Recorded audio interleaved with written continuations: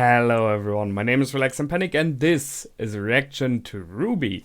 It is season 7, volume 1. It is a new era and it's gonna be awesome. For those of you who have never seen my reactions, here how it goes. If you wanna see the reaction itself, go down into my descriptions. Follow the links, replace the parentheses dot parts with real dots, and you can enjoy the whole reaction. Once you've done, feel free to come back here and hear my thoughts about this episode. So, see you soon. To those that came back, welcome back. Now that was a good start. I liked it a lot. Man, I missed this series. Still a fanboy, sorry. There may have been ups and downs, but I really love RWBY. And this episode, once again, went on the hype train. So, let's talk about it, right? Let's see. First things first. So, Atlas looks awesome. I can't deny that. I mean, we already knew that it is split into two parts. The higher class up in the clouds and the lower class simply working their asses off in, as we've seen now, a not so nice city. Still okay, but really dark and gloomy, and it reminds me a lot of those film noir Shadowrun like cities, so that's very fitting. And there still is clearly a split in society, which you can see on those streets. You know, little kids throwing stones at the I just wanted to say protection robots, but it's not true. They threw it at the surveillance drones, and I can see that. Yeah. So there is a lockdown right now happening. Tight security, no one's in, no one's out, right?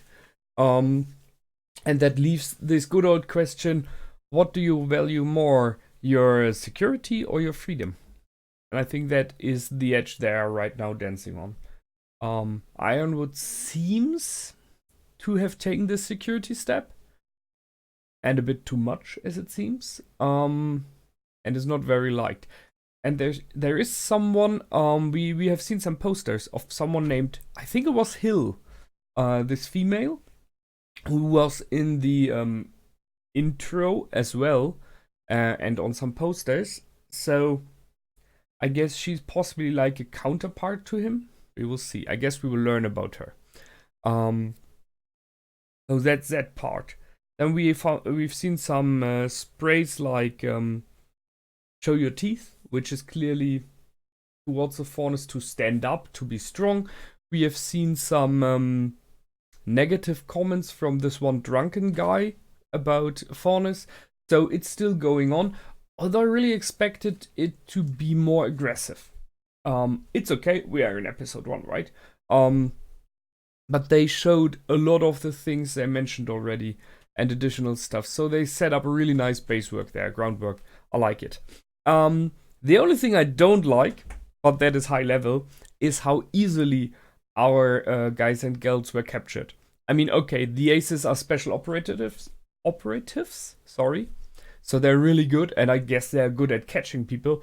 But those are huntsmen, at least in training. And in the case of Crow, he's a pro huntsman. I somehow doubt they can be catched so easily. I mean, there should be like at least a split second that they could try a dodge. Or Crow even got catched after everyone did. So he knew what was coming and still wasn't able to react. A bit too much. Because if you can do it like that, then you can beat everyone easily. Why is no one of the bad guys going around with Ebola? Just saying. Which brings me to Pietro. So, Pietro is the constructor of Penny. And, I mean, I thought about it the moment when we've seen his face. And the grey hair. And he made the oculars of Maria. So it was clear that he is a very gifted engineer. And she said that he is the number one. So I was like, wait a second, might it be that this is the father of Penny, the creator of Penny? And then she said he's working with Ironwood, and it was clear. He had to be. You remember the moment when he was sitting in the chair and like doing this with his finger, crunching when when Penny was sliced into quarters. So she is back. and that's cool. And the reasoning is solid. I thought about one thing, if they were able to, like, I don't know, transfer her consciousness from one point to the other, like over the air, or if they may have made some backups again and again, like every day, right? So that she could be in a version of before the fight, so like a close version of herself, you could say. But no, they just took her core, so that was inside of her and was not damaged, so they were able to get that back and rebuild her. It's cool. There are some slight changes, but in general, I like her, and she's still the same attitude, you know? Salutations! Awesome. We've seen some Sabertooth Grim, which look cool. That's nice. I am a little bit, I mean, it was about security, right, on the one hand, but then the Sabertooths can easily enter the city. Why? I mean, that is Atlas, and it was told in the past that the ice and everything made it nearly impossible for Grimm to be there, so that it is very secure compared to the other kingdoms.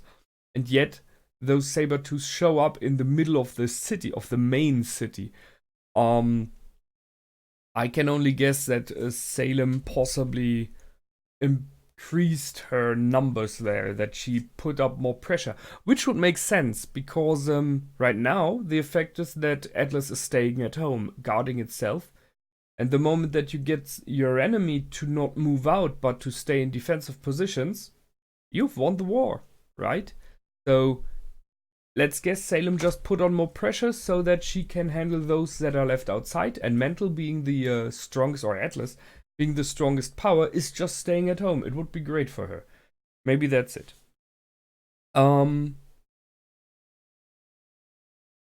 Which is more neither what was inside this episode. And the team being recognized by, I think, by two people. Because I think the other drunk recognized Weiss as well. Now let's see. We have a picture here. And I mentioned it already during the reaction. What the heck? New hair. So, Blake cuts her hair, as it seems, so she's shorter. John as well. I don't like the look, sorry. It's this, roughed up, I don't know what it is. Sorry, but clearly not my hairdo there. Weiss does a tail, as we see. So there are some changes in the hair. And a big shout out to Oscar for fighting the Grimm, because we shouldn't forget it is Oscar, it's not Ospin. So that's a tough thing to do, and he managed. The aces seem to be very important this time. Weiss and Winter will be interesting, the meetup. Yeah, well, look forward to a lot of this here. Next episode will be awesome, pretty sure. So that's it already. I mean, what should I talk about, right? I somehow have the feeling that we will meet Juck again. And Whitley, we all know what we want to name him. It feels like we will not meet the mother yet, because she is nowhere to be found in the intro. But then, who knows? Maybe they kept her out for a reason. So yeah, let's go for the next episode. Until the next time, my name is Relax and Panic. Goodbye and out.